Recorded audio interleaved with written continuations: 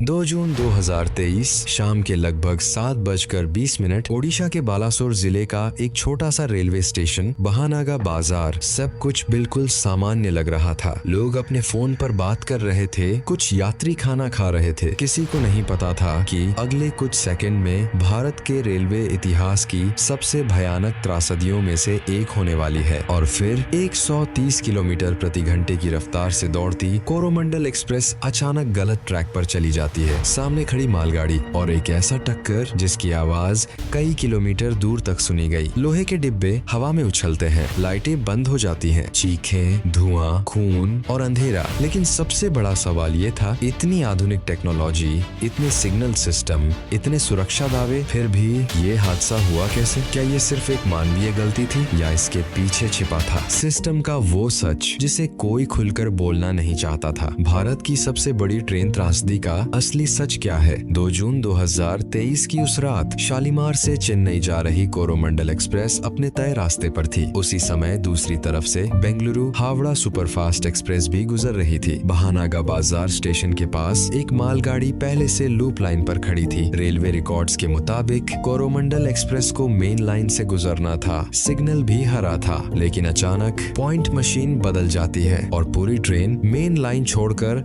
सीधे loop line पर चली जाती है, जहां सामने मालगाड़ी खड़ी थी। टक्कर इतनी भयानक थी कि कोरोमंडल एक्सप्रेस के कई डिब्बे हवा में उछलकर दूसरे ट्रैक पर जा गिरे। और तभी दूसरी तरफ से तेज रफ्तार में आ रही बेंगलुरु हावड़ा सुपरफास्ट उन डिब्बों से टकरा जाती है। कुछ सेकंड, बस कुछ सेकंड में सैकड़ों जिंदगियां खत्म हो चुकी थीं। सरकारी आंकड़ों के अनुसार लगभग 288 लोगों की मौत हुई, जबकि 1000 से ज्यादा लोग घायल हुए। बाद में कुछ रिपोर्ट्स में मौत का आंकड़ा 291 और 292 तक भी पहुंचा। लेकिन हादसे के बाद जो दृश्य सामने आए, उन्होंने पूरे देश को हिला दिया। रेल की पटरियों पर बिखरे बैग, उलटे पड़े डिब्बे, किसी का बच्चा गायब था, किसी का पूरा परिवार। रात भर एनडीआरएफ, सेना, रेलवे कर्मचारी और स्थानीय लोग राहत कार्य में लगे रहे। प्रधानमंत्री नरेंद्र मोदी खुद घटनास्थल पर पहुंचे। रेल मंत्री अश्विनी वैष्णव ने कहा, दोषियों को बख्शा नहीं जाएगा, लेकिन देश जानना चाहता था गलती आखिर हुई कहां। शुरुआती रिपोर्ट्स में मानवीय गलती की बात कही गई। फिर सामने आया एक नया शब्द, इलेक्ट्रॉनिक इंटरलॉकिंग सिस्टम। रेलवे के इसी सिस्टम का काम होता है तय करना कौन सी ट्रेन किस ट्रैक पर जाएगी। जांच में शक जताया गया कि सिग्नल सिस्टम में बदलाव किया गया था, जिससे कोरोमंडल एक्सप्रेस गलत ट्रैक पर चली गई। कुछ मीडिया रिपोर्ट्स में दावा हुआ कि पहले भी उस सिस्टम में समस्या आ चुकी थी, लेकिन उसे पूरी तरह ठीक नहीं किया गया। धीरे धीरे सवाल बढ़ने लगे, क्या रेलवे सिर्फ हाई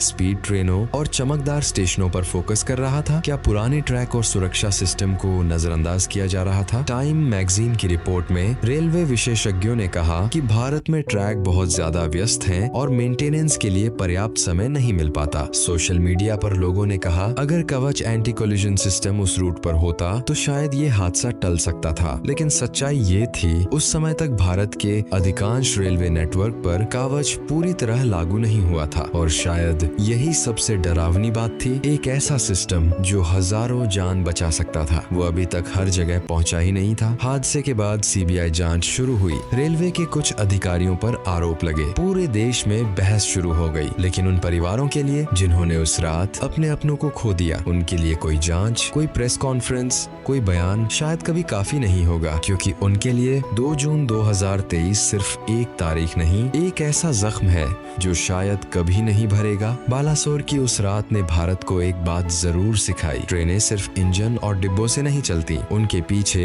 हजारों इंसानों की जिम्मेदारी होती है। और जब सिस्टम का सिर्फ एक हिस्सा फेल होता है तो उसकी कीमत पूरा देश चुकाता है। भारत की सबसे बड़ी ट्रेन त्रासदियों में से एक बालासोर हादसा आज भी एक सवाल बनकर खड़ा है, क्या हमने उस हादसे से सच में कुछ सीखा या हम अगली त्रासदी का इंतजार कर रहे हैं?